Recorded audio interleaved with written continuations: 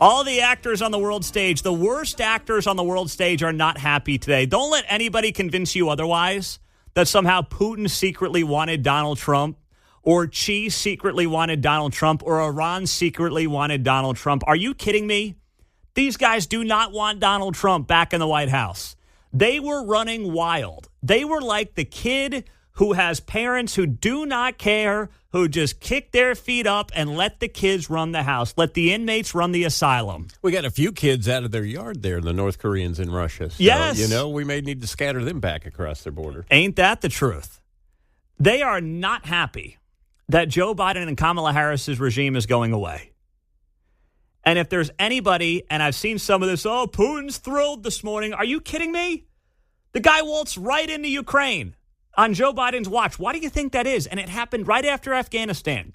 Once the disastrous withdrawal in Afghanistan happens, within 6 months of that, because that was August of 21, and by February of 22, what's happening? Putin's going into Ukraine. He smelt the weakness from the other side of the world. It's amazing how the warmongering machine is really owned by the Democratic Party. They were trotting out Liz Cheney, for crying out loud. Democrats couldn't stand Liz Cheney and the Cheney family, and rightfully so, I will add. And now all of a sudden they were best friends with Liz Cheney. If Putin were happy, it's probably because he had as much time as he got to accomplish what he did. So maybe if he's thankful, it's for, we got that in. We got those 4 years in. Yeah. Let's now try to negotiate, because here's what's going to happen. He's going to try to negotiate a portion of Ukraine to bring it back into the Russian fold and play the long game here. That's what he's going to try to do. And I will add this. Zelensky better get to the table, and he better stop thinking that the ATM is open here. And I am on Ukraine's side. I am not one of these, never give him a dime. I've been okay with helping out Ukraine. I think Europe should do a heck of a lot more. But at some point, Zelensky's got to say, you know what? I can't do this anymore. There has to be a balance here. What's done is done. Trump can't fix what Joe Biden allowed to have happen on his watch. Now you got to figure out, how do we make sure that less people, and ideally no more people die?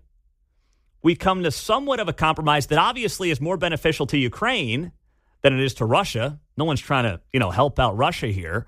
But also understand that thousands of lives have been lost, billions of dollars have been spent, and continuing to pump billions of dollars into the Ukrainian defense. I'm willing to help them, but right now this thing has to end. Just like what's going on in the Middle East. It's got to end. And if you thought Kamala was the person that was going to make that happen, you were kidding yourself. So locally, I'm going to give you a surprise on both sides of our state line. On the Kansas side, Republicans held supermajorities in the House and the Senate. In the state legislature, there were some big victories by Republicans in local races. You had Mike Thompson win in Shawnee. You had Kelly Warren win in Overland Park. You had some of these vulnerable Republicans that a lot of people thought might end up losing, end up winning. Republicans also held on to the supermajority in the House. My House district was flipped. It went from Republican to Democrat in 2020. Charlotte Esau lost to Dennis Miller. She came back, or not in 2020 and 22, excuse me. She came back and won back her old House seat in western Johnson County over the Democrat Dennis Miller. That's just one example. But Republicans who were targeted by Laura Kelly as flippable seats, she was trying to break that supermajority in the Topeka House and Senate, and she did not do it, despite pumping a ton of money into some of these races. She was not able to flip and get rid of that supermajority. And that's because Johnson County Republicans showed up for their candidates. They kept the incumbents in place. Other GOP victories here locally.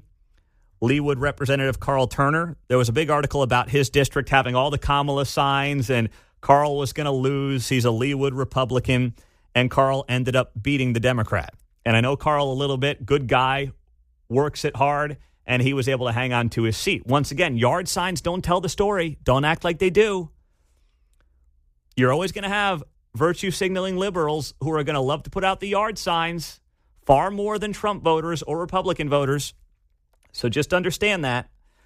And then when you look at some of the Senate races that were considered influential in terms of the supermajority, the ones here in Johnson County, once again, Mike Thompson wins. Kelly Warren wins.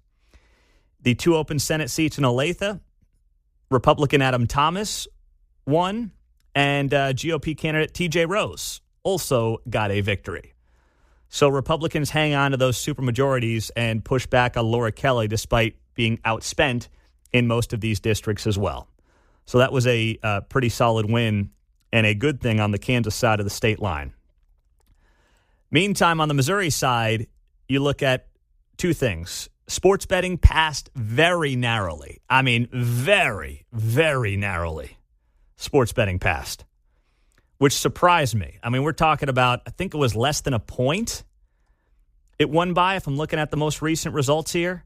So it is, and it was a razor-thin race to get sports betting passed. It might even be too close to call, if I'm seeing this right. But the abortion amendment passed with ease, unfortunately. But I said for a long time that it was favored to pass. And it looks like with 99% of the reporting in, it did pass by about 4 points, 52 to 48. So it was a valiant effort by the vote no side on Amendment 3, but it did end up passing yesterday by about 110,000 votes. So think about this. What you had was people who voted for Donald Trump, Mike Kehoe, and Josh Hawley, who all won comfortably, but then voted yes on Amendment 3, which is on abortion. So it goes to show you there was a ton of money on the yes side. And I think that's awfully telling. We know that the abortion lobby is dumping millions and millions of dollars into these states that are getting abortion on the ballot. And that's what you saw happen here in Missouri as well. 913-408-7957. Let's go to Victor. He's in Parkville. What's up, Victor? Hey, how you doing, Pete? I agree. Let's go ahead. Let's enjoy this day. I mean, take a day, take a couple of days, and enjoy the victory.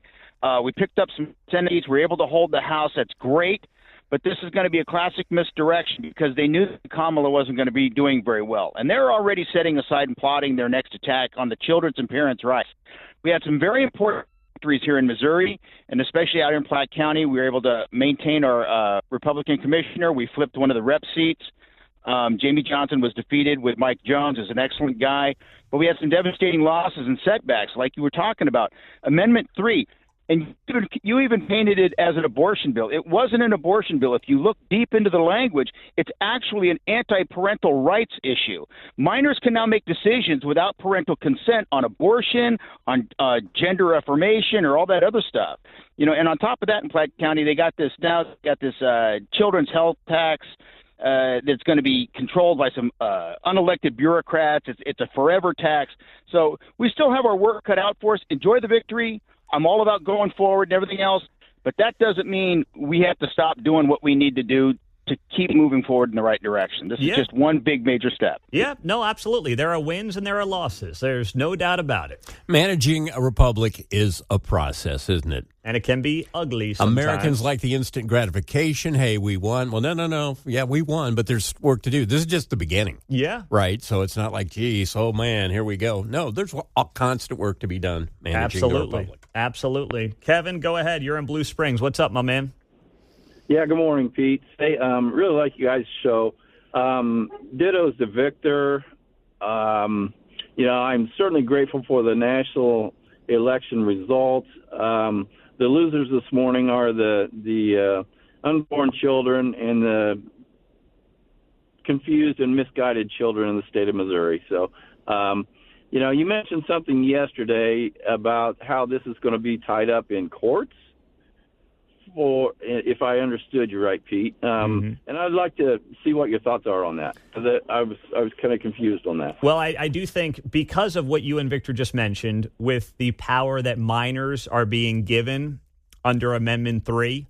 It's not, listen, I get what Victor is saying and what you're saying. It's not just an abortion amendment, but it's what people know it as. All right. So we're talking to a broad swath of people here, some more politically engaged than others. But Amendment 3, for a simple understanding of it in Missouri, was about the right to abortion. Obviously, I was against it, but I always thought it was going to pass because of the money that was being dumped into it, millions of dollars from outside the state being dumped into it. And the reason I think lawsuits are coming is because of what both you guys mentioned when it comes to minors being able to make these decisions without parental consent. That is what could, and I believe will, open up the floodgates to legal challenges in the state of Missouri on Amendment 3. So it's just something to watch, keep an eye on.